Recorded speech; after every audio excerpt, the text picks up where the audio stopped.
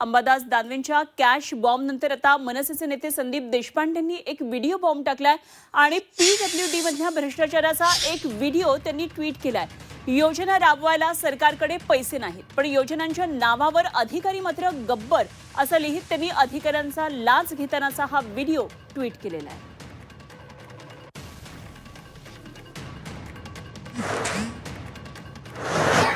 मला वाटतं तो व्हिडिओ जो मी पोस्ट केलेला आहे माझ्या फेसबुक पेजवर तो अतिशय स्वयंस्पष्ट असा व्हिडिओ आहे।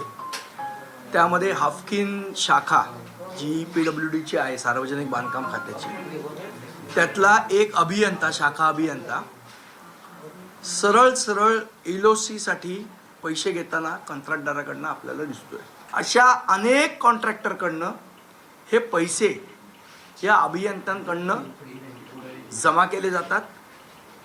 फक्त निधी आणायचे, हे जे पैसे तो जमा करतोय हे फक्त तो एलओसीचे म्हणून सांगतोय। बाकी त्याला जेव्हा विचारतात की एक्झिक्युटिव्ह साहेबांचा हिस्साचं काय, तेव्हा तो म्हणतो की एक्झिक्युटिव्ह साहेबांचा हिस्सा वेगळा। माझ्याकडे एक्झिक्युटिव्ह सुद्धा व्हिडिओ आहे आणि डेप्युटीचा सुद्धा व्हिडिओ आहे, ते मी कालांतराने आपल्या समोर आणीनच।